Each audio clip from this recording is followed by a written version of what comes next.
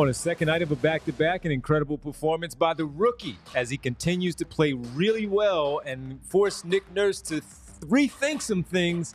Unfortunately, though, his new career high of 34 points, not enough as the Philadelphia 76ers fall to the still unbeaten Cleveland Cavaliers 114-108 as the Sixers now drop to a record of 2-9 before they head to a three-game road trip starting with Orlando on Friday. Welcome to the PHLY Sixers Postgame Show presented by Bet365. Download the Bet365 app and use code PHLY365 when you sign up. Whatever the moment, it's never ordinary at Bet365.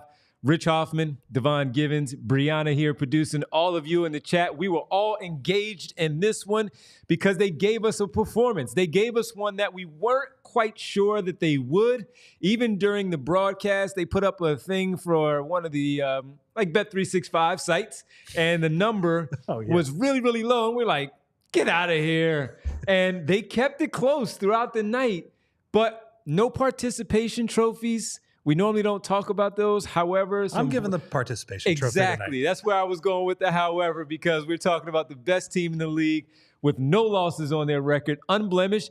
And Rich, we said, could they quite possibly take the Sixers lightly on the second night of a back-to-back? It's a 2-win team. Could they do that?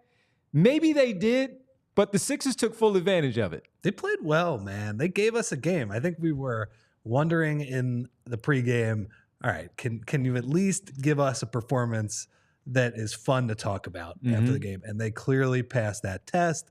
And the guy that really passed that test is Jared McCain. And Devon, we have a very strange situation here because this start to the Sixers season has mostly been a disaster. Their record is a disaster. The vibes have been awful. And yet, a smaller hit is that I think Gershon Yabusele is clearly a rotation player. But the bigger story on the fringe of the rotation, there are two of them, is that Jared McCain's not going to be on the fringe of the rotation for a lot longer, man. They have clearly hit on their first-round pick from this year to the point where he is giving them excellent basketball 10 games into his career. Devon, this is crazy. Against the best team in the league tonight. Top 5 defense, as you said. Top 5 defense, and a defense by the end of the game that was doubling and saying, get the ball out of this guy's hands. We want nothing to do with them. As you mentioned, you cracked up when Darius Garland was, they call it walking the dog, which basically means just rolling the ball up so you can waste time without using the possession. Like, Jared McCain had them not shook, but he had them, he had their full attention. Yes, he did. And he was awesome. So you have this weird thing where, okay, the record is bad, but you're seeing some developments at the bottom of the rotation that if they can get the top part of the rotation figured out and really just figured out just on the floor, this might be a better team than we think. I don't know. We can talk about that another day, but Jared McCain, look, you and I on draft night were probably higher than most people about that pick. I think most people wanted Dalton Connect. I think we even said Dalton Connect would have made a lot of sense as the pick. He would certainly be playing right now, especially with the injuries that they're having. But, we saw the upside in Jared McCain, right? We saw the theory of it. He was going to have to work around some of his athletic limitations. Dude, I'm blown away. I mean, this is crazy. I thought if he was going to be good, I thought it was going to take him 3/4 of the year, maybe even a full year. He would be kind of a guy who, it's funny. We were just watching the end of the Knicks-Bulls game, and the Bulls win when Josh Hart fouls Kobe White on a three. Kobe White was a guy, he's a great player right now. But when he first started in the league, he went through his warts for 2 or 3 years, basically, or whatever. Yeah. So to get this level of play from Jared McCain, it was tremendous. And I know I'm going on for a while here. Please do. It reminds me a lot of the game we talked about earlier tonight, in that Tyrese Maxey in the COVID season, Seth Curry gets COVID. The whole team is exposed to him, and they make the Sixers play a weekend game against the Denver Nuggets with 7 guys. They said there were 8 guys, but Mike Scott was actually not available for that game. He was injured. So Tyrese Maxey and Isaiah Joe and all of those guys went out there, and they just bombed shots. And Tyrese Maxey, what did he have? He had 39 points in that game, I think, on 31 shots. This felt very similar, where I think obviously Jared took a bunch of shots today. He was a little more efficient than Tyrese was in that game, But you just look at this kid and say, man, he is not scared. They have something here, and that's great to see. 16th overall pick for the 76ers in the 2024 NBA draft, where there were a lot of questions, not just from that night, carrying over into the Summer League, where we saw the struggles there, couldn't figure out the Summer League defense. How is he going to do this against real NBA talent once the NBA season gets underway?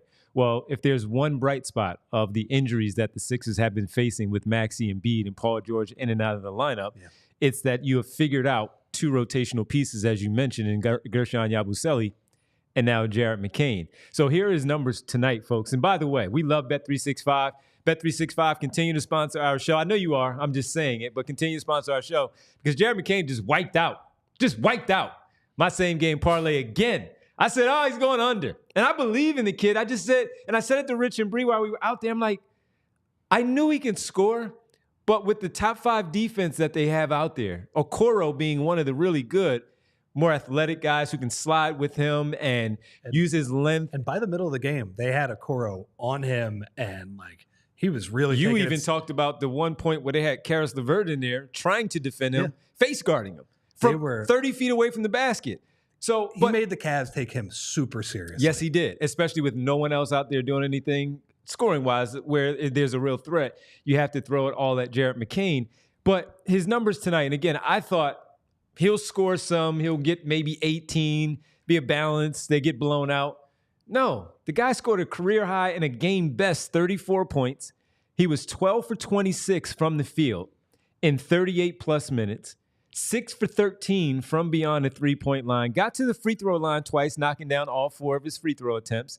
They actually gave him the assist. He got a double-double. I thought he had 9.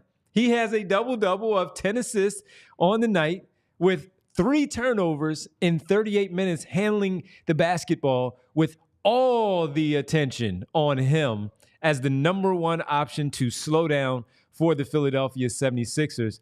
This guy has been phenomenal. A fantastic performance by him tonight against this defense. And sure, even if Cleveland did take this team lightly and say, hey, it's just the Sixers, no Embiid, 3 All-Stars out, we'll be fine. Even if we have to play hard at the end and get the win like they did tonight, no problem. It's more about what he did.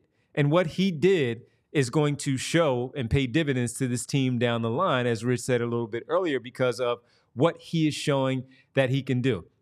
Rich, you mentioned the fact that he's putting the ball on the floor against Isaac Okoro, who, whatever you might think about him, he is known to be in this NBA as a defensive wing player. Good player. And because of that, you're looking at it saying, all right, all the questions that we had previously with the profile of him coming out of Duke, can't put the ball on the floor, can't create his own shot. We saw it in the preseason where he had to have on the floor with him Kyle Lowry, Tyrese Maxey, Jeff Doughton, to take the ball out of his hands because of the ball pressure extended away from the basket is giving him problems bringing the ball up the floor.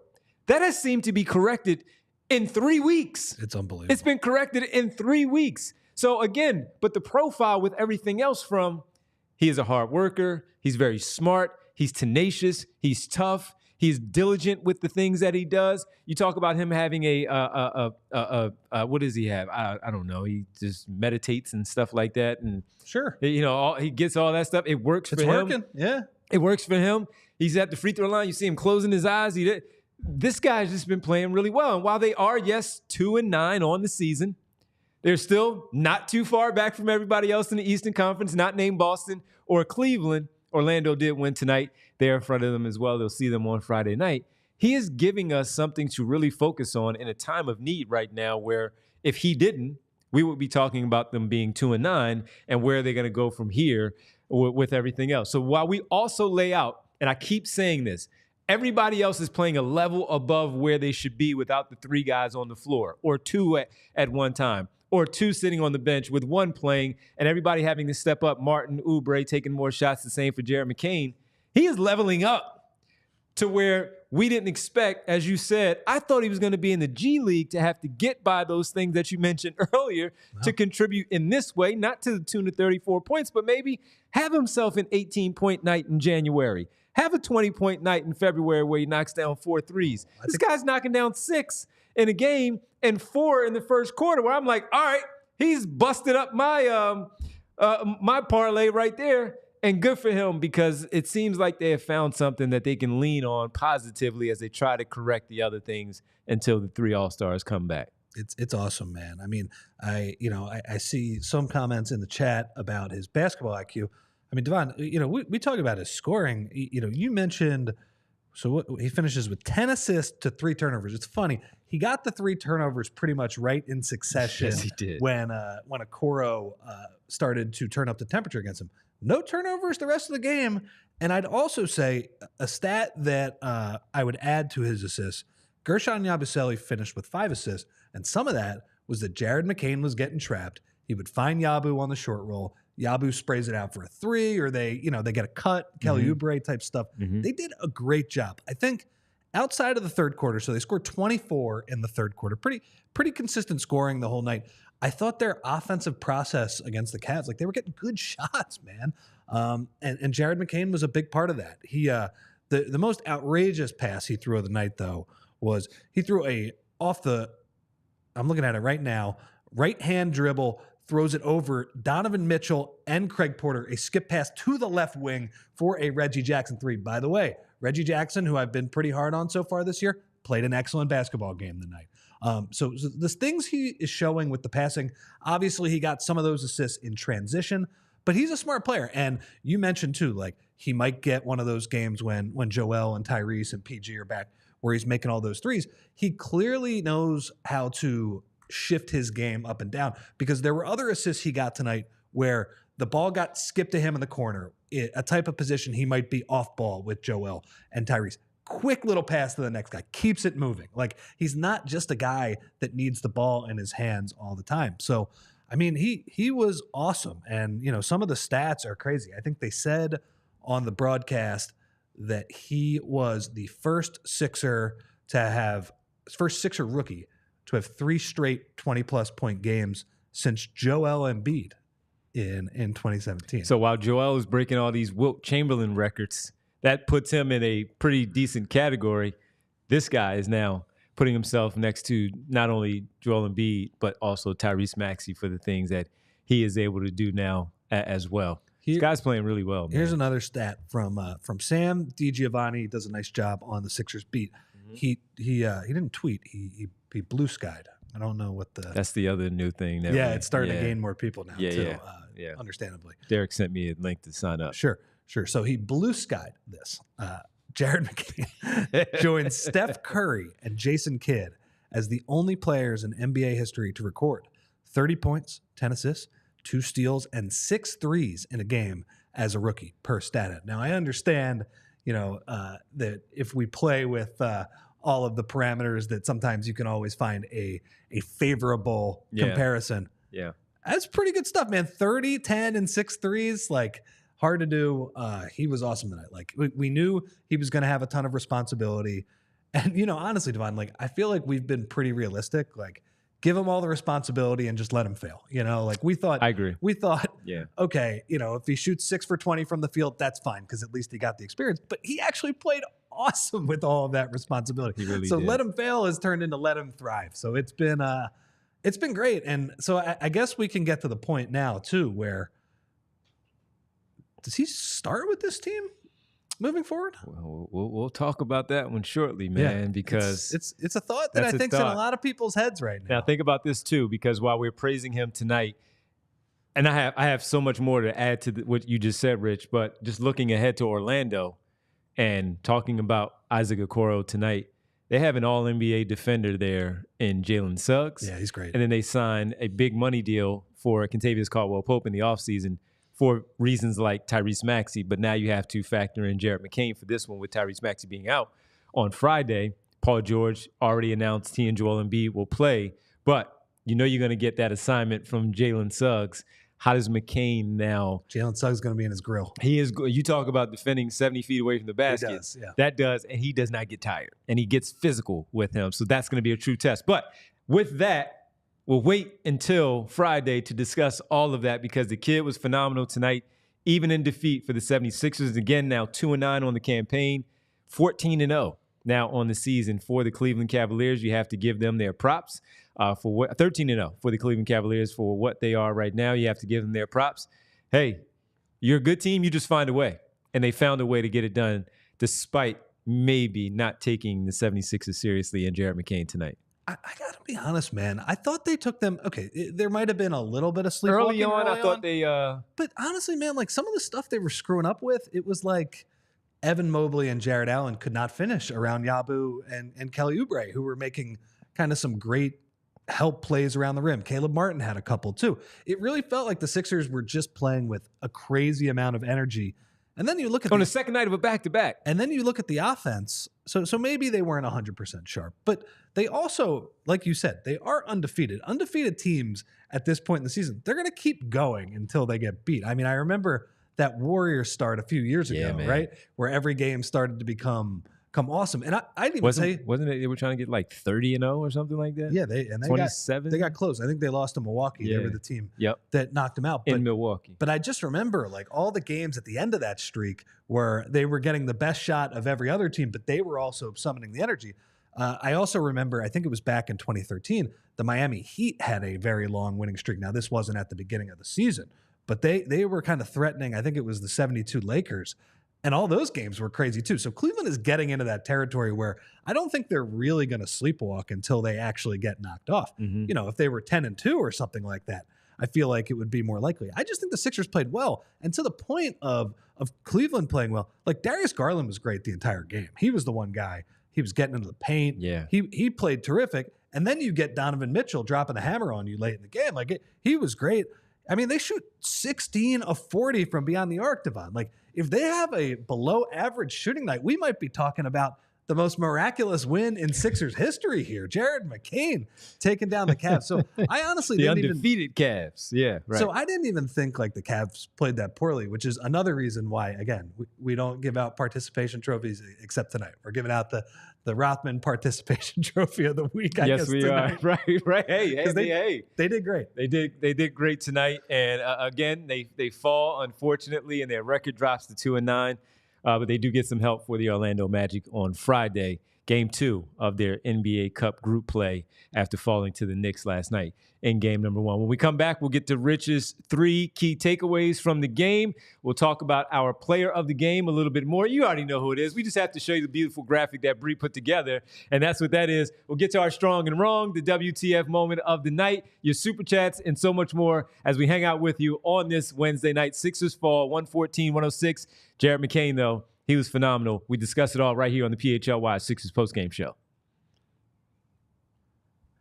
And Devon, I want to tell you about our friends at Rite Aid, where you can get your pneumonia shot. Help protect yourself from pneumonia. Adults aged 50 and older are now eligible for the vaccine, and millions of people get pneumonia every year, Devon, according to the CDC. It is a respiratory illness. Fall and winter are a time when germs that cause respiratory disease typically spread more in the community. I think we all know that. I think with these cold temperatures, I started coughing a little bit more. Got my hat on, man. Yeah, exactly. It's cold in here right now. So go to Rite Aid, and now is the time to get vaccinated and help yourself stay healthy. Some people who get pneumonia have mild symptoms, but others experience serious complications. The vaccine is one of the best ways to keep yourself healthy, and it's usually no cost with your insurance. Getting vaccinated is easy. All you have to do is walk into your local Rite Aid, and you know you have one right around the corner or down the street from you. They're everywhere. Or you can schedule it online at riteaid.com. Unsure of what vaccines you might need? Just ask your pharmacist for a personal recommendation. Stop by your local Rite Aid today. And as Rich talks about it being a little chilly outside and getting a little cold, you want to make sure while you are cold, you're still somehow comfortable, not just with your outerwear, but also your underwear. And that is with our great people from Skims, our new partner here on the PHLY Sixers podcast. They sent me my cotton 5-inch inseam boxer briefs. Thanks, Derek Bodner, for reminding me on that one, that are very comfortable. They don't ride up. You're good to go with the comfortability and the warmth of the Skims Now boxer briefs. So if you're out there and you're looking for some new boxer briefs, you're tired of the old ones that you need to replenish the underwear drawer. You know how it is. You're like, all right, I get comfortable with these. No. Now go to our new people at Skims and check them out because they have some great underwear for the men's line there at skims.com. You want to make sure you get that underwear drawer right. It's about to be really cold Your loved one is going to want to see you in some nice underwear, not with some worn down underwear where the strings are now starting to come off the waistline because they're too old. Get yourself some new Skims from this great product from skims.com, the 5-inch stretch boxer briefs. That's the inseam, by the way. Or you can also go with the 3-inch inseam boxer briefs as well. I prefer the length there on the legs from the 5-inch inseam boxer brief. So if you are looking for that comfortability, and as we get to the cold winter months here, or maybe even some holiday gifts, it's already November, you know what's upcoming.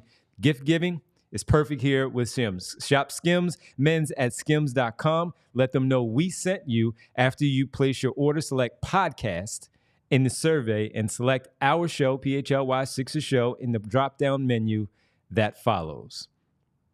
All right, welcome back to the PHLY Sixers Postgame Show presented by Bet365. Got my Skims on, warm in here. I had to put the hat on because, make sure I'm cool. I'm warm all the way around here in the colder studio. I don't like the cold. I need the warmth. I need some heat. All right, let's get to Jared McCain was hot from the floor. Yes, he was. Here tonight. So let's get to our 3 takeaways from Rich Hoffman here on the show tonight. Rich, let's start off with number 1. Number 1 is what we talked about in the first segment. Jared McCain is, Devon, really, like, if we needed any takeaways from the night, it would just be Jared McCain, right? That is the story. That's the development here. And I think it's something that I've been talking about with the Eagles and Quinyon Mitchell and Cooper DeJean. Like, it's cool that they're helping them right now, but those picks are going to pay off for them for 5-6 years down the line. When you hit on a first-round pick like Jared McCain and you have him under contract and he's cheap, like, that changes the outlook of your organization, right? Mm-hmm. And, look, I think for now, it's just great that they have a ball handler, a contributor, a shooter. I still can't believe he made that one where Reggie Jackson looked off him in transition. And what did I say to you? You said it was off because he put different arc on the ball. Yep. But it was just because, like Reggie didn't give him a lot of time to catch and shoot. But just somebody who can knock down shots and get to the basket off the dribble, make some passes. But this is going to help them in the years moving forward. Whether, again, I'm not trying to trade him, but whatever. Like, in the future, when they have these expensive stars, they will have him under contract and he's cheap. That is a huge deal. So that's the first one. Mm-hmm. Number 2, I thought Nick Nurse was better tonight, man. I really, I've been hard on him in that he has not been a great shorthanded coach. I've kind of made the joke that, hey, shorthanded Doc Rivers is running circles around shorthanded Nick Nurse. Yes. Devon, they shot 25 threes in the first half tonight. And that's what you got to do when you're down 3 All-Stars. You got to jump the game up. You got to get that three-point shot involved and increase the variance, right? Mm-hmm. And maybe you have a great night from 3 and win the game. It felt like the first time they were super organized. Was that because Andre Drummond didn't play and they were able to play 5 out? I don't know. Say it yet. We can have that conversation yes, a little bit later.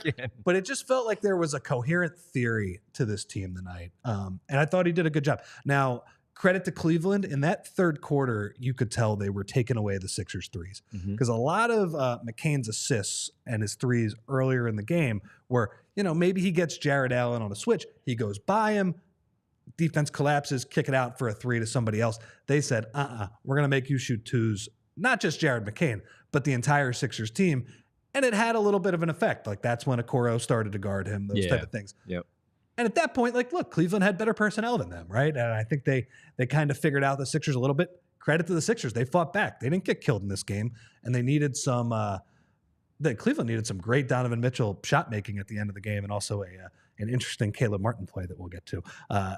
In a few couple of offensive rebounds led to some swings there. But anyway, much better from Nick Nurse tonight. I have been disappointed in him to start the year, but part of the reason they were competitive tonight was I thought he did a nice job with the rotation. And then number 3, final one. Look, and this is kind of what we were talking about earlier, Devon. Like, ultimately, the Cavs' 2 guards were really good. Like, I get it. Donovan Mitchell was bad to start the game. But down the stretch, he was a killer. Some of those threes he was hitting, that's just like you shake his hand. And that's his superpower, being able to shoot those threes off the dribble and then get in the lane when you close out too hard on him. And then Darius Garland, who's been one of the best players in the NBA so far this year. We talk about the Cavs' undefeated start. He's been great, and he was great again tonight. But That is why I am not down on this Sixers performance at all. You made some of their great players actually make great plays down the stretch. They did a great job. So I am, look, after most of these games this year, there hasn't been a lot of positivity when it comes to the Sixers. I'm pretty positive leaving that game. Something to take off of that number 3 that you had there when looking at the Sixers, if and when they get healthy. All 3 All-Stars back, and this is your core behind them for the season, unless something, of course, happens at the trade deadline.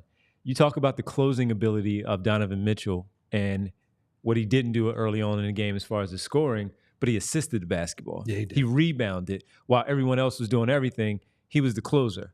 So then when we get to the Sixers being right, let's say January, February, March, and certainly April as they lead into the postseason, you have 3 of them that can do their thing early in the game in quarters 1, 2, and 3, but also have someone with at least 2 of them from the perimeter who can close out those closely, highly contested games like we saw tonight with Donovan Mitchell and Paul George and Tyrese Maxey. We already know who Joel Embiid is. We don't even ignore Joel Embiid as a closer because we've seen him hit game-winning shots, make game-winning plays, make game-winning defensive plays. It's not just offensively, it's also defensively with what you can do.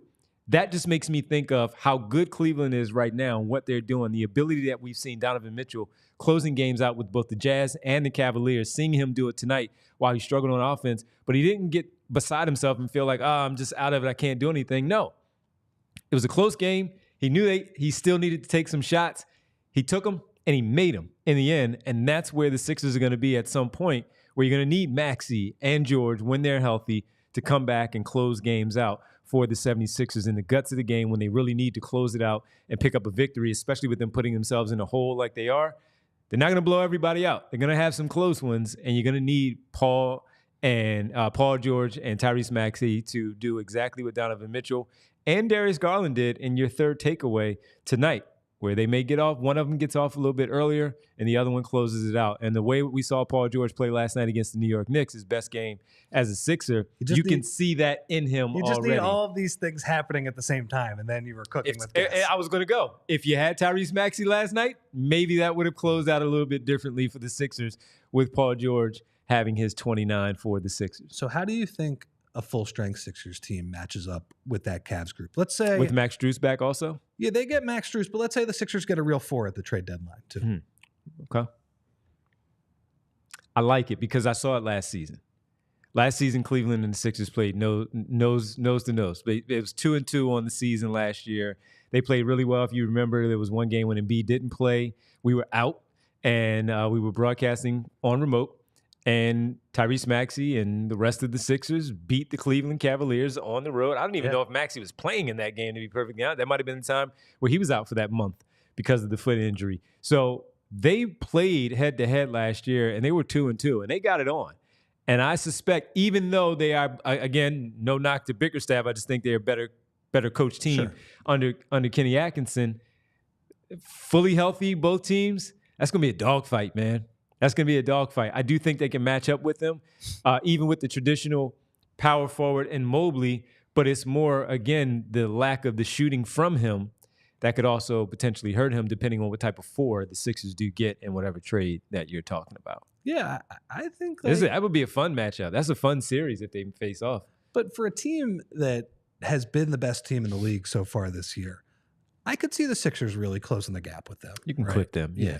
I think they could more than close the gap. So that's kind of the point that I would make there. Yeah, I think that there are a lot of encouraging things. One other thing I'd like to say, too, because you mentioned getting the 3 stars back. I think even in terms of – forget the starting for a second with McCain. Mm-hmm. I think one of the clear things that I might do is that when you have all 3 of these guys back, you're always worried about rotations and how to stagger these guys. Even if McCain doesn't start, maybe you put him with Joel and run the offense through the 2 of those on the bench lineups, and then let Maxey and PG kind of handle the other minutes. So you have 2 stars in the non-Embiid minutes where you've always struggled, right? That's always been this team's bugaboo. They cannot even tread water when Joel Embiid is on the court. Okay, but if you have somebody else who can run a decent pick and roll and a dribble handoff with him, we saw some of that last night in the game against the Knicks. you might be a more balanced team. Part of the reason the Cavs are awesome, Devon, is that they have 4 guys, and they're able to, much like Donovan Mitchell's Utah team, when they would go Conley, Gobert, and Mitchell, and I'm blanking on who the Royce O'Neal, the other star, yeah, not star, Royce O'Neal, but they have he was their 3-and-D guy. Yeah, that's how they would do it. I think with the Cavs, they play Garland and Allen together, and then Mitchell and Mobley together. So they basically have 2 of those guys on the court at all times. That's why they win a lot of these regular season games, because they don't really have bad minutes, right? They always have 2 kind of stabilizing forces. If the Sixers can get to the point where Jared McCain can cook against bench lineups, which, by the way, he cooked against much better than bench lineups tonight, they might have something. They might have a formula to just roll off 7 out of 8 wins. So here's my question, because I don't disagree. You're absolutely right. It's why they stagger in the first place. Tobias Harris with Tyrese Maxey, and then you would also have whomever was out there with Joel Embiid during that time. Here's my question. Kyle Lowry is the first one off the bench. What do you do? Because Kyle Lowry is the first one off the bench in terms of your guard play. Are you bringing them both in? Sitting Tyrese at that time, bringing both of those players in? What are you doing there? Because it's probably Oubre. Let's say it's Oubre and Maxey who sit down. Does Paul George also sit down? I don't know. They haven't had that. Yeah. They haven't had that. So I'm very curious. I mean, if you include Tobias Harris, then Tobias Harris is that guy. But again, Tobias Harris will go to the bench with Maxey. And I'm sorry, 12. We'll go to the bench with Maxey. You're right, Agavini. We started that last week. You go to the bench with Maxey, then now you're bringing in Kyle Lowry and Jared McCain with Caleb Martin. Maybe Yabusele comes in, and now you're with Yabusele, Embiid, Martin, Lowry, and McCain. Is that the lineup that you're looking at for right now? Yabusele's got to play, man. Right. So he's also getting those early minutes. So a good problem to have. Yeah, I think so. Good problem to have. They just have to figure it out. When we come back, we'll get to our player of the game. We've already been talking about him, but the beautiful graphic that Bree put together, we have to show that. Plus, Brian Pumper has a super chat that we're also going to share with everybody. We'll check in with Kyle and Derek from the arena as the Sixers fall 114-106, now 2-9 on the campaign. But the big story, once again, continues to be for the 3rd consecutive game or the 4th consecutive game, Jared McCain scores 20-plus points. Both. In the game. So pretty good 4 games ago. Really good for the last 3 games. Not bad. Not bad. We'll talk about it when we get back here on the PHLY Sixers Postgame Show. And Devon, I think it is time to choose chill. Let's talk about our friends at Coors Light. Choose chill. You know, I might need one after that game. After McCain played well. I might need one after that game because the young guy, Jared McCain, had me worked up tonight. He was making all those threes. He was getting to the rim. He was smiling. He was having fun. And what better way to do that than with our friends at Coors Light? When you are at a sporting event or at the bar, maybe Tirnanog on Friday with us for our live Sixers pod. There is no better time to choose chill with your friends and watch those little mountains turn blue. Coors Light is cold lagered, cold filtered, and cold packaged for a smoother finish. So make the most out of the times that you choose chill. You know, whether you're taking the 30-pack around or you're just grabbing a beer at the bar, make the most of those. Choose Coors Light. Get Coors Light delivered straight to your door with Instacart by going to CoorsLight.com/PHLY basketball. Celebrate responsibly. Coors Brewing Company, Golden, Colorado. Our pregame betting sponsor was Bet365, and our show sponsor here tonight for the postgame, Bet365. Once again, never ordinary. Bet365, you keep taking all my money in our picks. I don't like it, but I do love it because it's fun to have these never ordinary types of things going. Where Agavini says, we just got to roll with it. So if you want to continue to roll with our picks pregame, make sure you do so at Bet365. Never ordinary. Use code PHLY365. Right now, new customers can get $150 in bonus bets when you bet just $5. Use the code again, PHLY365, to sign up, deposit $10, and place a bet for $5 to get $150 in bonus bets. Bonus bets can be used on the spread, totals, player props, futures, and more. And when we talk about the association for basketball right now, let's look at a Monday night type of situation where we go. Monday, Wednesday, Thursday, Friday, whatever, you get the early payout offer with Bet365 if your team goes up by 20 points. So a good bet there. Maybe not Philadelphia, but you look at Utah, that's a poor team, or Portland's playing pretty well. They fight pretty hard. Washington, that's another poor team. If you look at those two teams and you say, you know what, I think the team can go up about 20 points in that particular game, I'm going to bet on them. Early payout, and you get that at Bet365 and only at Bet365. So download the Bet365 app. Use code PHLY365 when you sign up to get $150 in bonus bets when you bet $5. Whatever the moment, it's never ordinary. At Bet365, must be 21 plus and physically located in Pennsylvania. If you or someone you know has a gambling problem and wants help, call or text 1-800-GAMBLER. Welcome back to the PHLY Sixers Postgame Show presented by the great people from Bet365. And let's get to our player of the game there, Rich, before we get to our super chats. And I have something I want to bring up from training camp as well. Talking about Jared McCain. Look at that beautiful graphic that Bree put up. He's got Saquon Barkley like a lower base for him, which makes him strong on the lower base for whatever he has to do, getting into the paint, taking those shots from 34 feet out that he has practiced so much and getting that good release. The one I said that was a line drive. Lower base. Yeah. You know, you need that to get that shot off from that distance. That's how you know he's a good shooter, right? Because JJ Redick always used to talk about this. Shooters that can change the arc on their shots depending on what they need. He needed to line drive that one in. But remember the one we were talking about earlier where Jared Allen played him well. He had to take like a fadeaway 10-footer, 12-footer, whatever. Yep. He had to get that thing way up in the air over Jared Allen's outstretched arms. He does. He makes the shot. He was great tonight. I'd also like to say, too, he is also a guy that you can clearly tell will be able to hunt mismatches at some point. He got Ty Jerome in jail a few times later in the game. By the way, Ty Jerome was cracking me up. Man, I was texting with my buddy. He's a big Cleveland Cavaliers fan. He's obviously thrilled with the start so far this year. Ty Jerome is a hack, man. He's like the guy at the park that is hacking you every time, and he's complaining to the refs. It was unbelievable. Anyway, he got him in jail a few times and scored on him.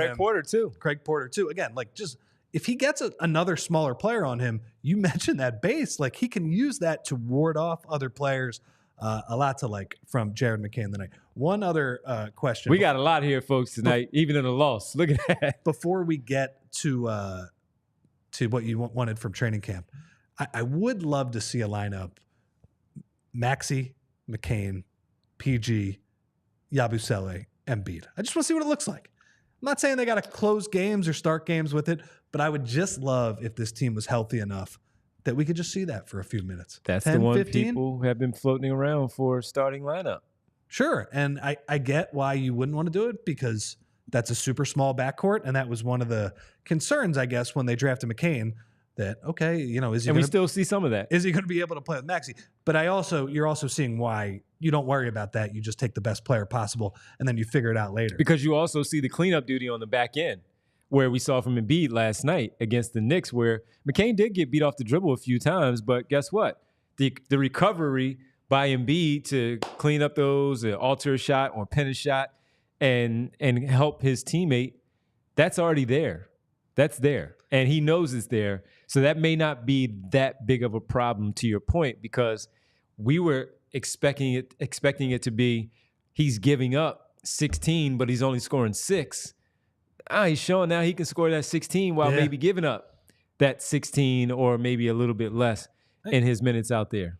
I also think Caleb Martin maybe in Yabusele's spot too. Like I'm not taking Caleb Martin out the starting line. Yeah, I'm not giving up on him, and I thought he played really well tonight too. I guess you mentioned it from last night. We buried the lead. Yeah, that's 2 good games in a row from Caleb Martin. 8 of 13. Were they the greatest shots in the world? Some of those pull-up jumpers? No, you wouldn't want him taking those. But again, he was forced to do it, right? Cleveland was taking away the 3-point line. Second best offensive option tonight. Yeah, right.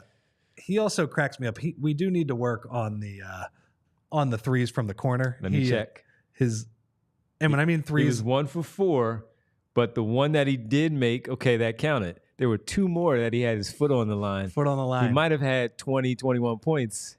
Right? And it would have made the game a little bit closer, things a little different down the stretch because of the fact that he has to leg kick. This is I can't. I mean, I'm not showing my legs, so I got to do it with my shoulder, right? He has the leg kick. The leg kick. He stares at the basket. It's like the Elaine leg kick from Seinfeld when she's doing the dance. Little kicks, the little kick. What does Kramer say? Oh, sweet fancy Moses. Sweet fancy Moses. Yeah. that was George who said that. And now let me get to the training camp point. If you remember from our training camp shows, Bree, Rich, all of you out there, because you were with us, joining us while we were in the Bahamas, Joel Embiid, when he spoke, the one time that he spoke, he talked about how Jared McCain was the MVP and the best player of training camp through 3 days. And we were like, whatever. You're doing that to lift up your rookie. That's great. That's great. Even on day one, Nick Nurse said his 4 or 5 stars, Jared McCain was one of them, Yabusele being another. Tyrese Maxey, obviously. Was he really destroying them in training camp where they saw this, where that wasn't BS to say what he is saying, or to say what he said then that we're talking about right now? Now, mind you, he's against, what game was that where he had like 5 minutes, 6 minutes? Maybe it was the Phoenix Suns game where he had like 5, 6 minutes because the game was close. He didn't play a lot. Was Joel Embiid, did he see it then where he was like, you know what? This kid's got something. Well, look, a lot of people have been saying a lot of things about Joel Embiid recently. The one thing that I will say that you cannot take away from him, that guy watches more basketball than anybody in the world. He is like a complete junkie. Part of the reason that he takes forever at these press conferences after games is that he's watching Charlotte against Indiana or some ridiculous game on League Pass. And as Kyle said, I believe at the time, like, he doesn't throw around praise that easily. It took Tyrese Maxey even a few years to get that praise, and then he sort of anointed him, and then you knew he calling him the franchise. Yeah. He was going to be the guy. So for him to say that about McCain, and I believe it was unprompted too. It wasn't like he got. None of us forced him to say it. No, he just shared that information. He got asked about it. So look, he's super smart, and I think he saw the vision at least. So I don't know if he was actually smoking everybody at training camp. I mean, he probably was, honestly. Might have. Especially with vets, they take it easy. They already know they have their roles and their spots. They're good. But he probably had some stretches where Joel Embiid, who, look, I've had conversations with him in the locker room after games where he talks about players on other teams and he compliments some of them, and sometimes he doesn't compliment other players. But anyway, he keeps it real with you. And yes, I think he was keeping it real with us. He does not offer any fake praise to players. So he definitely did. It just made me think about that. He saw the vision. It made me think about that. That was a good callback by you. Yeah. I thought about that. I'm like, you know what? That guy said that and we were making fun of him. It's 10 games in, but he might be on to something here. Joel Embiid, give him some credit there since everybody's ticked off because he didn't play tonight. He seemed like he was preparing us for this. So yes, he did. That is awesome. Yeah. Let's see. Who else can we talk about Hold tonight? on. Let me get to Brian Pumpers. Okay, yeah, let's do it. Let's get to the super chat from Pump. It says, I want my refund, Devon. I hereby revoke Embiid's citizenship, and he is now back to being Nigerian, which he's not. He's Cameroonian. He's stealing money. Call the police with a few emojis. McCain, a god. A couple of people jumped in and said, chill out, my man. Relax, all that stuff. Pump, I'm sorry. I cannot defend the fact that, because there were a lot of people when I pointed out the Kendrick Perkins part and all of that, people were ticked off that they bought this game for the Cavaliers. They paid their hard-earned money. One person even tweeted at me that this was a gift for their mom, who's a big-time Sixer fan. This was a better night versus New York, and they got them the Cavs game. No Joel Embiid. No Paul George. So I understand that. But Pump, when he gets back out there, forget about what Bill Simmons said. He's not Phoenix Shaquille O'Neal. No, I think he is still Joel Embiid. You want your money back.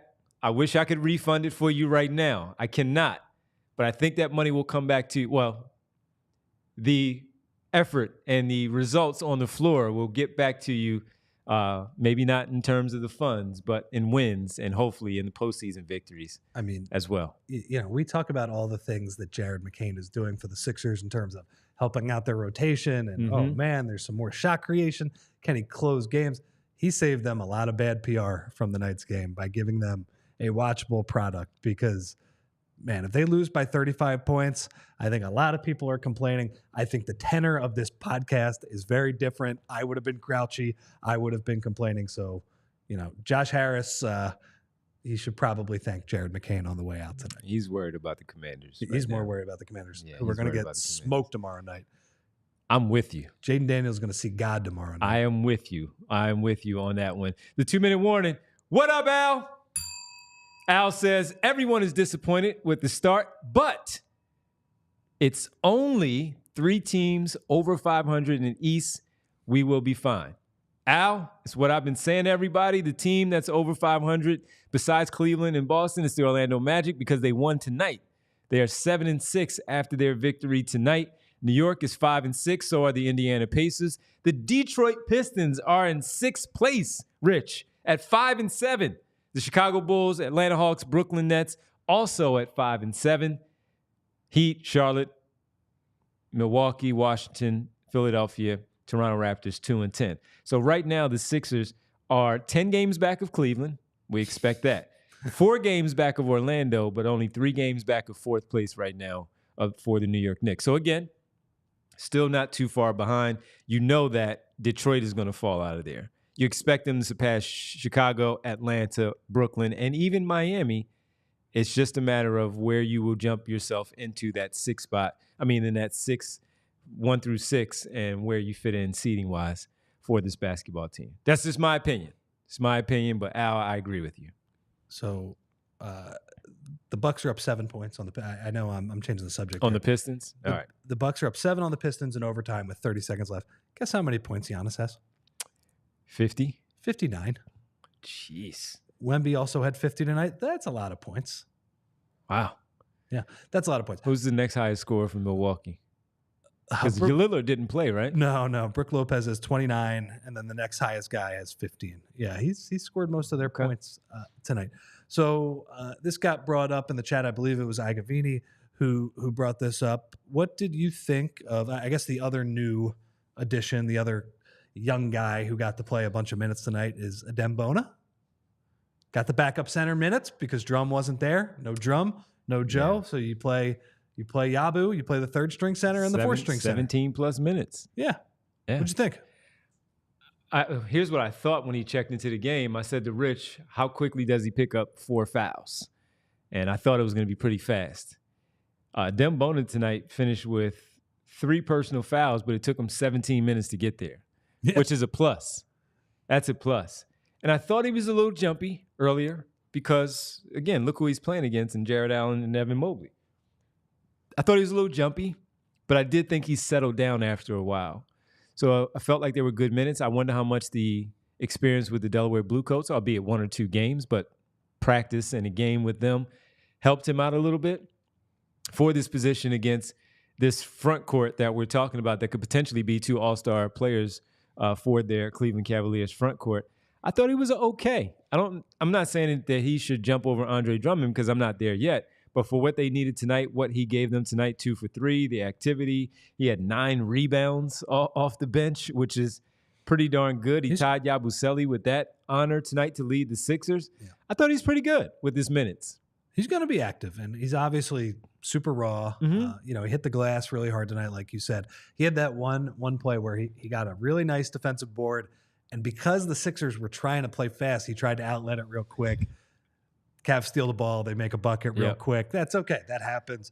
I like him. Like I liked him in Summer League too. He's raw. I'm not sure kind of what value add he brings to you on offense outside of alley-oops, offensive rebounds. Of playing hard. Well, Devon, it's hard. Like centers have to be skilled now. They have to be. I know. Right? Like I understand unless you're like a Rudy Gobert level defensive player, the idea of just being an effort guy. So they are going to have to work out a little bit of his skill set. Maybe he becomes a good screener or something like that. But I will say he did not embarrass himself in that game. And I really there were no Sixers who embarrassed themselves. Kyle Lowry was pretty bad.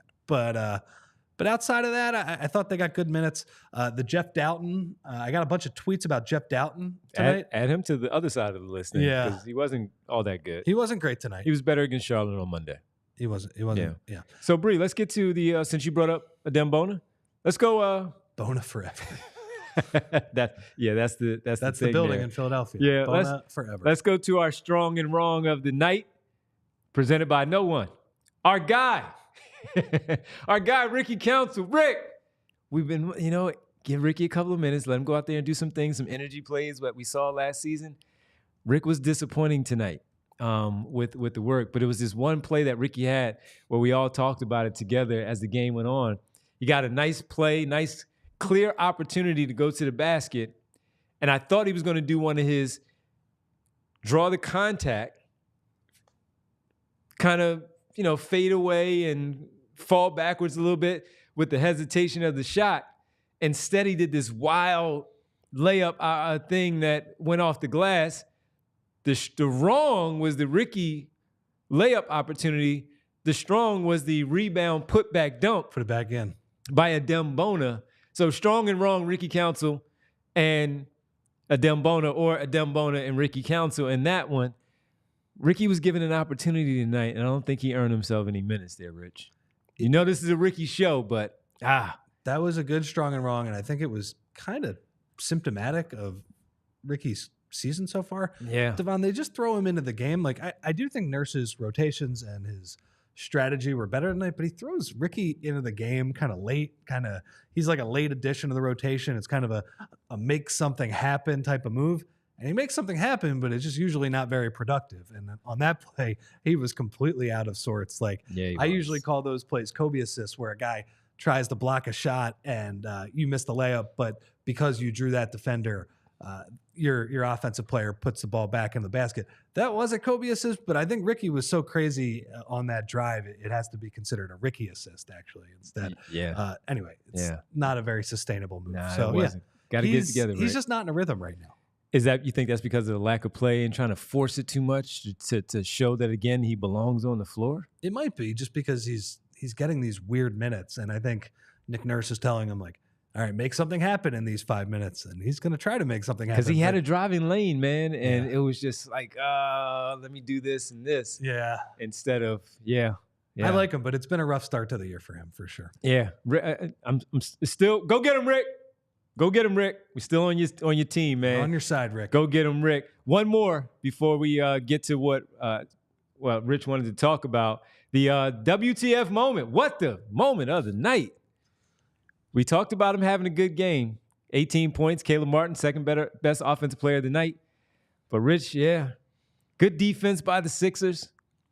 Transition opportunity. Who's he attacking? He's attacking a small, I think. Was attacking Garland, and I was like, go at him. Attacking Garland. Martin left his feet too soon, blew the layup because he jumped too soon. Would have cut the lead to 1 point. Yep. They go down the other way, Cleveland off the rebound. They had the man advantage on the other end. Floor wasn't balanced. Shot by the Cavs. I think it was a three-pointer. 5-point swing. Yeah, and that would have cut the lead to 1. Yeah, he just took off from too far, man. And he didn't. And we've seen, I've done that. I'm not in the pros, though. Especially with Darius. Even I'm like, oh, that's Darius Garland. I'm going right at him. I'm just not going to get a charge. Even if I have the Euro step, I'm going to get by to avoid him. He's not a defensive player. You gotta get that one. You got to get that bucket, cut it to 1, man. You might have even gotten an and one, tie the game. I know. And he did a lot of things right tonight. He did a lot of things really well tonight. But, he took off from too far, which is the move that bad players do. Yeah. And you're right. He was going up against a small. It wasn't like Draymond or LeBron or anybody that he would have had to alter the shot to score. No. He made the right move to be attacking them, and that was a killer play. I think Donovan Mitchell hit a 3 on the other end, and that was the game, right? Yep. Goes from 1 to 6 with about 2 minutes left in the game, and the Sixers' valiant effort was gone with that. A worthy WTF moment for tonight. Definitely was. We appreciate our non-sponsors for those two, the WTF moment and the strong and wrong. Somebody join us. Somebody sponsor those as we lay those out. All right. These guys, we'll just sponsor them by Bet365 since our postgame show is sponsored by Bet365. We're going to the arena right now. Check in with the guys as they join us here live from the center. We have Kyle Neubeck with us here. He's never wrong. He's always strong. What up, Kyle? Wow. I feel like we certainly can't go that far tonight, Devon, when you consider that Wemby dropped a 50 ball. So, the hashtag no bag allegations made on the show. Perhaps not the case. And maybe Derek will come up here and sit on the stage with me, but we'll see. How are you guys doing over there? Even in a loss, Better Kyle, a little than I thought. A little more upbeat because of the performance once again that we've gotten from Jared McCain. I didn't expect this type of performance because of who is not in the lineup with him, even though he has played as well as he has in the month, to be perfectly honest with you. But he continues to surprise us, even in a loss where they dropped to 2-9. The kid was fantastic. Yeah, and I'm sure you guys have probably made this comparison already. Very reminiscent of that Tyrese Maxey game against Denver early in his career, right? Where they're banged up, they're short on guys, and you're just like, well, see what happens out there tonight. And of course, he goes out there and has career high night, and the playmaking probably as big of a deal as the scoring. I don't know why Austin Krell and Derek are looking at each other like that, but they're having some fun in the front row here as we're working here. But yeah, I mean, Jared. Maybe I'll let Derek expand at some point. Anyway, so look, it was a nice silver lining type of game. And I think we are quickly approaching the point where now we're going to start talking not just about Jared McCain as a rotation guy, not just Jared McCain as like, how many minutes can you get him? Now at that question, like, oh man, can he make his way into the starting lineup? And should he just jump right in there? That's kind of the natural next question, because he's going out there. This is not him beating up on campaign, right? This is not him beating up on little guards or a bad team and backup units. This is him from possession one of his first starting appearance, going out there and making a statement, attacking guys like Evan Mobley on an island, attacking Donovan Mitchell, going shot for shot with a guy like that. That was, some truly special stuff for a rookie guard. So Kyle, I brought up to Rich before you came on, Rich, Bree, and everybody in the chat. I brought up the conversation that we as the media had with Joel at training camp, where I know you remember where we had the conversation. Joel, he's just pumping up his rookie and making him look good, talking about how he's been the best player in training camp thus far. And it just made me recall back to that as we were discussing it, because of what he's been doing, watching him with Joel last night and seeing him trust McCain with those dribble handoffs, telling him to come back and get the basketball, and what he is doing. And Joel, for everything that you say, and Rich pointed out, the guy knows basketball, and whatever that was, he saw something. Yeah, and look, we just talked to Caleb Martin shortly before I hopped up here, and Caleb was also reminding us of that we told you guys in camp, like he's looked really good. He's been one of the best, if not the best player at times at camp. And I think one of the other things that we're hearing from these guys now is like, we're glad you're getting to see, maybe some of what we saw behind the scenes. They see this kid work, they see him in practice, they see all the extra reps and the attention to detail, the film study, whatever it might be. And that doesn't always translate right away, right? Like sometimes it takes a while for guys the work's there, the want to is there, but the results might not be there for any number of different reasons. So it's always cool, whether you're on the media side, whether you're a teammate, to see that sort of stuff translate immediately, because then it's like it adds fuel to the fire, right? Because it's easy to get trapped in, what's all the work for if I can't, right, make it happen on the floor. Well, he's being rewarded for the stick-to-itiveness, we'll call it, on and off the floor. So, yeah, great start for him. And I think coaching staff, players, organization, thrilled to see him out there playing like this. And everybody, we appreciate you checking in with us here, watching on TV. We have a new TV person, huh? Xfinity, Samsung, and Roku. You can find our channels there. So if you're watching on TV and you still want to hang with us on the show, head to allphly.com for more of the show here from Kyle, from Rich, from Bree, from all of you. And make sure you go read allphly.com as well. Kyle, I thought this was the best game Nick Nurse coached all year. I thought they were laughably shorthanded, and obviously Jared McCain deserves a lot of the credit for keeping them close. But it felt like they had a coherent plan the night, right? As Derek waves behind Kyle at the arena.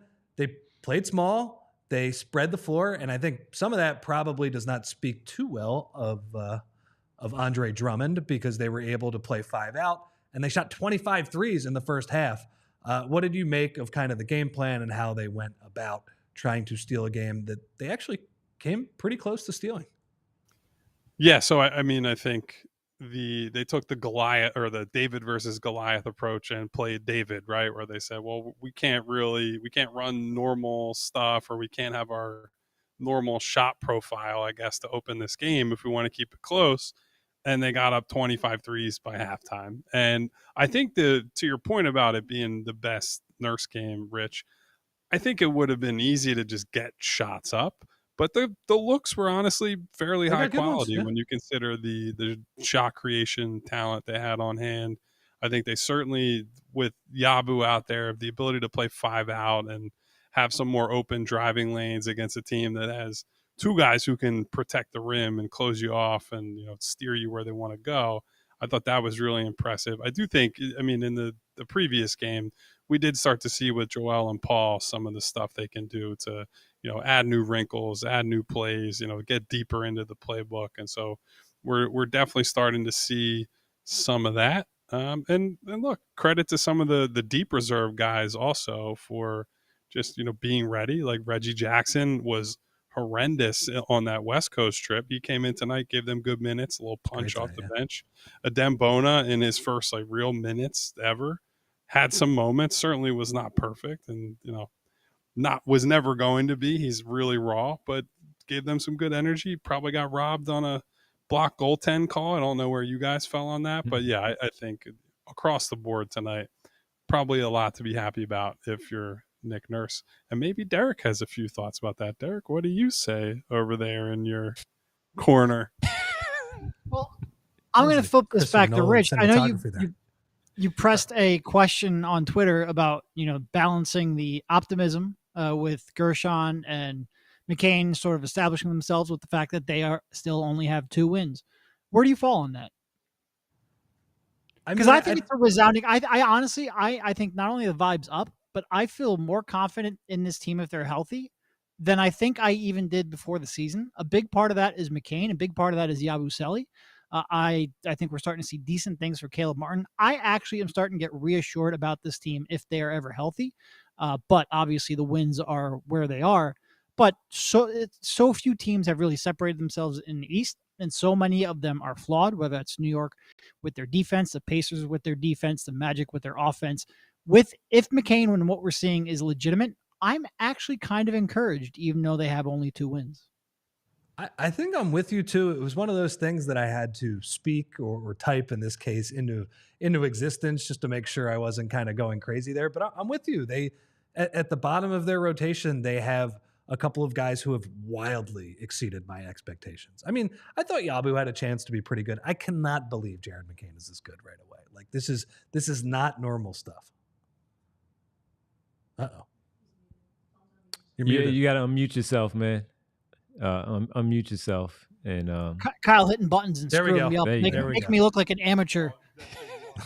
I didn't hit the mute button.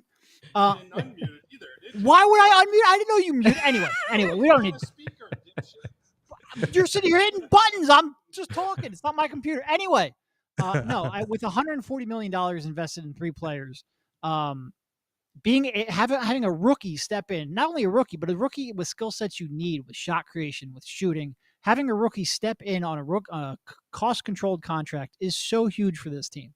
Yeah. And I think someone that we may have looked at like 2-3 weeks ago as maybe, hey, if he plays great, that's a chance that you could increase his trade value. He's very quickly getting to the point like, no, you need him because you're not going to be able to get cost-controlled young players like this with skill sets that you desperately need. His popping is, I think, huge for this team, and I'm very confident in what he's shown so far. For either of you two, because Kyle just said that Caleb Martin spoke to the media. I like the rotation of the camera. This is great. I'm enjoying that. Kyle said Caleb Martin spoke to the media. Kyle, what have you made of his last few games? I feel like he's played really well. I feel like he's like the shots he took tonight. Let's be honest, he's probably not going to take them when everybody is healthy. But I feel like he's showing that, okay, he has these defensive chops. He's willing to compete, all of these type of things. Feels like he's starting to kind of find his groove a little bit. Yeah, I said regarding the shots tonight, I said to Derek on presser, I was like, boy, he is living on garbage tonight. There are a lot of shots that are just like, they went in, but you're not going to want to see those shots almost any other night. And that's fine. Look, they had to survive by any means necessary tonight. Yeah, I think I said to Rich, to you and Roy last night, the previous two games, Paul George and Caleb Martin had combined for 13 steals, and he continues to be a guy who can wreak havoc in passing lanes.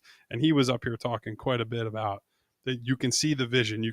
That when Kelly and Paul and him can all be out there together, that they should be some of the the best defenders in the league together because of the ways they can work off of one another, the ways that they can gamble but not gamble, like play aggressive but still have some solidity. And certainly when you have Joel Embiid back there as a rim protector, that helps quite a bit too. One interesting thing, by the way, and I won't say it, that we definitely know he's got any kind of injury or ailment, whatever you want to say. He did get asked because he's sitting here, I have to give Austin Krell some credit for the question. He was asked about his shot mechanics, that they've been a little smoother last couple of games, what's working there sort of deal, and didn't say anything directly, like did the whole dealing with some things, I think was the phrasing he used, and said that there are no excuses, like just got to figure it out. And there was one point where he kind of rolled his shoulder. I know a lot of people saw he's wearing some shoulder tape on the West Coast trip, and so maybe he's dealing with a little bit of an ailment. But that I'm reading heavily into his presser body language, so we can run the tape later and everyone can do their own sleuthing on that. But yeah, I think the KT tape always tells the story, man. You know what that sounds like to me? That sounds like thoracic outlet syndrome to me. That's what that sounds like. I don't ever want to hear those words together in the same phrase again. Hey. I would just say this. I said it in the recap tonight, but I think when he has good offensive games, people are going to start to appreciate what he's doing on defense basically every night right now. And that's not only guarding the other opposing team's best player for long stretches, but also being an active guy in passing lanes and making some preemptive reads that allows him to be a disruptor off ball too. So I think regardless of where he goes from here on offense, we hope he can make some shots. The defense is going to make him a very valuable player for this team. All right. Well, that'll do it for us, man. We appreciate you hanging out with us, Kyle and Derek. Any closing thoughts, Derek? No. Did Franklin make his half-court shot? Enlightening as always. No, Franklin did not make his shot tonight. All right. He is he's about as good as the Sixers record is right now this season. Not everybody came to play tonight. No. 2 for 3. Well, I don't remember. I don't know what he did yet. I think he missed a shot yesterday too. Okay. All right. Well, we appreciate it, guys. Make sure you go read Kyle's piece. Again, the good, the bad, the ugly, the instant observations at allphly.com. Derek will have some stuff from the game as well.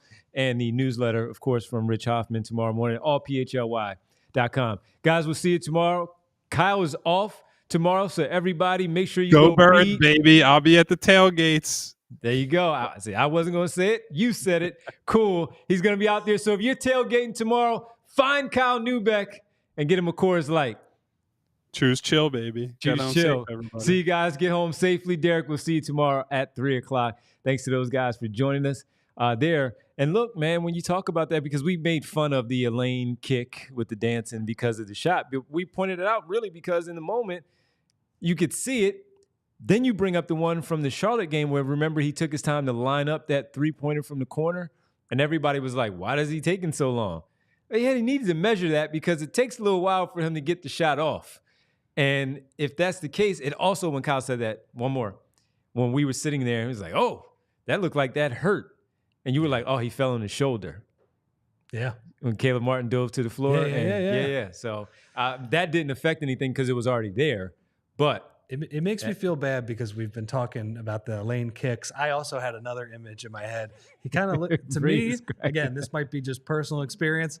He looks like a guy playing beer pong, like 10 beers deep, kind of really staring in for that shot or whatever. Yeah. But if his shoulder actually is really hurting him, then he has an excuse. I hope that we that saw gets better. him shooting with Miami. Yeah, we saw it. Something's up. So if it's he's dealing with something, I give him credit for fighting through it and still doing the other stuff to try to impact the game. Where they're 2-9, he's trying to shoot threes, diving on the floor, getting steals, driving to the basket, pull up jumpers, and he's not healthy. Yeah, he's not healthy. Well, I mean, and we've said it over the past couple of weeks too. Like honestly, like during that West Coast trip, some of those shots he took, like it looked painful. Like it looked like he was shooting a 20-pound ball, trying to get it over the rim, and it would make sense if he was dealing with something in his shoulder. That's why he was giving us those images. So hope he's okay. It's ridiculous that whenever a free agent comes to Philadelphia, that just the simple act of shooting a basketball becomes such a dicey proposition. I don't understand it, but it is what it is with this organization. Well, he's got enough. Once everyone else comes back and they're healthy enough, he's got enough support around him where he doesn't have to shoot as much. And I was also looking at this with Jared McCain quickly. He got off 26 shots tonight. I don't know how many he had last night. I don't know if you remember off the top of your head. Maybe it was 16 plus or whatever. It's not easy to get 26 shots off. No, it's not. When you're 6'1", 6'2", defense is geared to slowing you down because of how hot you have been and then proceeded to be in the game. That's not easy. Dude, that's a big deal. And honestly, there were a couple early on. And 13 threes. There were a couple early on where he got to the rim, but obviously he was being closely guarded by a much taller player than him. As you said, on one of those runners, got to get it a little bit higher up off the glass. Those are tough shots. That's why he's not shooting a great percentage around the rim. But the fact that he is getting to the rim at that level and really just getting up that many shots, that is not easy, man. Like it's why I think some evaluators will point to other rookies who are showing promise but are not efficient players and saying, okay, he's not efficient right now, but he's getting up 20 shots a game. That's hard to do. And doesn't look tired. And so that is not something to be taken for granted. And so he gets up 26 shots tonight. Not only does he do that, not only is that super impressive on its own, but he does some good things with those 26 shots. They weren't bad looks. And I think that's a good way to pretty much wrap it up. Just really excited about what I am really impressed though is how he gets it under control in his way. He doesn't force it. He doesn't rush it. He gets it in, even when he's missing close to the basket, not getting it high enough off the glass, just over the lip of the rim like you want him to. Yeah. It's still his way. He's not sped up in a way where you seem like he's being rushed by the defense. One more super chat. Some of those middies have been nice. Yeah. Al brought that up in the chat. It's great to see that. Like you said, like he under control, able to change speed and direction to give himself enough room to get off that shot. Yeah, you're right. And he's not sped up. That's good. No, he's not sped up. Davon, a.k.a. Schoolboy Beats, says, gives the eyeballs, first of all, the emoji of the eyeballs.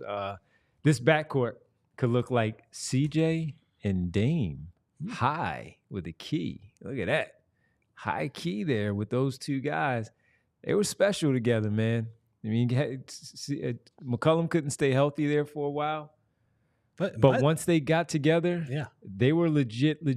And the only reason they couldn't is because they could never find the right wing, and they didn't have the right front court player to go along with them or enough bench help to get them over the top. And they got to the playoffs every year. Yeah.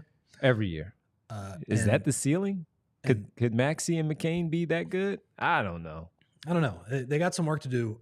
I will say one of those two guys, and this is kind of underscoring the point of how CJ's impressive. handle was way better than McCain's. I mean, at Lehigh, we all saw it. We saw it. As good as he was at Lehigh and as good as he was in getting that upset over Duke. By the way, remember that picture? Have you ever seen the picture of CJ when he's in high school and he's like this big? He's my height. Yeah. Right now. No, he was short. He was even shorter than you. He looks like a toddler dribbling a basketball. His jersey was huge. Yeah. He just, or whatever. So he hit that growth spurt. As good as CJ eventually got, his first 2 years, man, he averaged 5 and 6 points per game. 38 and 62. That's so what I'm talking about. Those injuries, he kept getting injured, breaking stuff. He kept getting injured, but that third year, he made a massive jump. So for Jared McCain to be showing this type of skill in the first 10 games of his career, like, it's rare. CJ McCollum wasn't doing this stuff. I'm not saying he's going to be as good as CJ McCollum. He's still got a lot of work. Asking a lot. He's got a lot of work to get there. But CJ McCollum was not doing this stuff 10 games into his career. So that is that's pretty fun for a Sixers fan. You hit on your draft pick, everybody.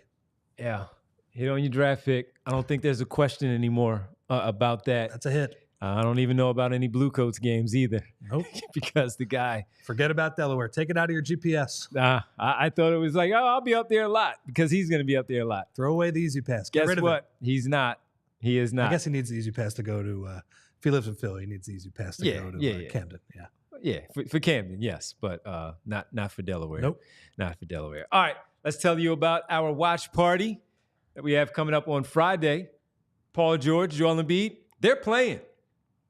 And so are the Orlando Magic hosting the 76ers Game 2 of the NBA Cup. Watch party, live show. Where are we going, Rich? Tiernanog. There you go. He says it better than I. So there you have it. 6:30 will be there. Right. It could be Tiernanog. I don't know. Maybe I've just been saying it wrong all the time. We'll have it right on Friday when we're there because I'll make sure before we go on air, I'll ask the owner, how do we say this correctly? Sure. Bree saw it. She said it's great. You said you've been there. I've been there. It's huge. A pretty nice place. It's a big place.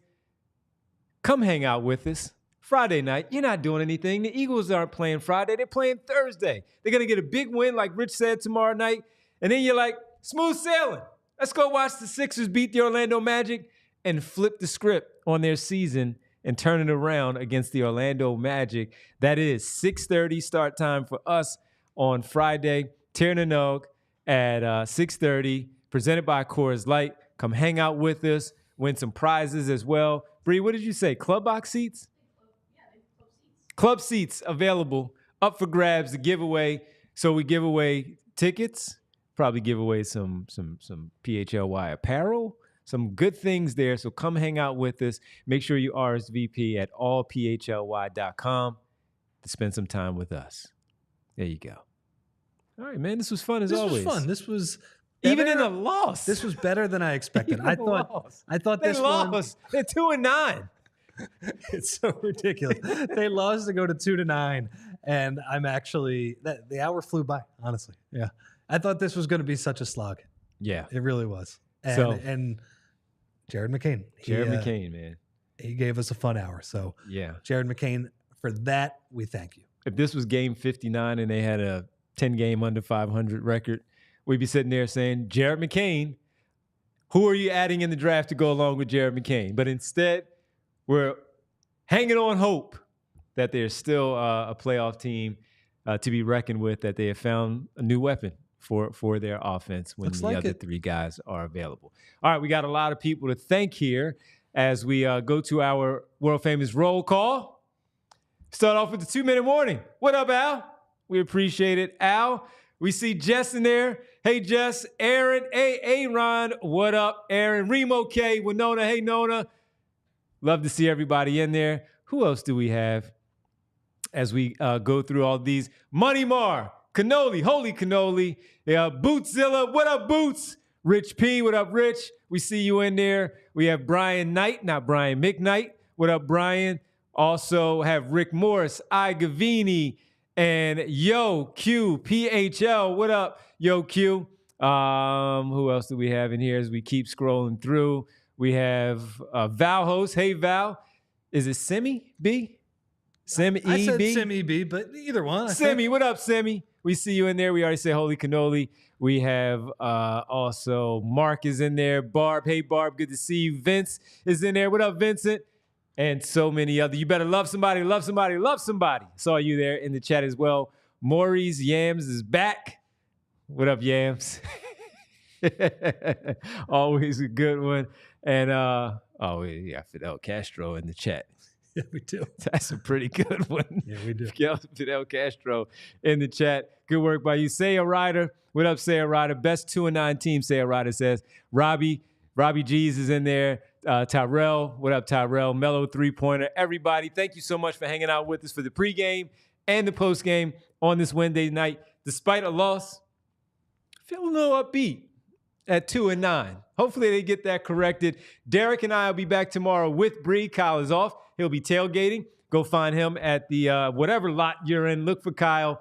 DM him on social media. Maybe you can find him on Twitter or Blue Sky. I don't know. One of them. He has both. Go ahead and do that. What up, Randy? We see you in there as well.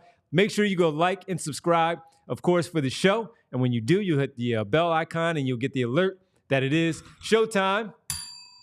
For Rich, Derek, Kyle, Bree, I'm Devon. We'll see you tomorrow at 3. Everybody have a great rest of your night. And we appreciate our sponsors once again, Bet365. Make sure you go out there, place your bets, as our show was presented tonight by our good friends from Bet365. Good night. We all silly like the mayor.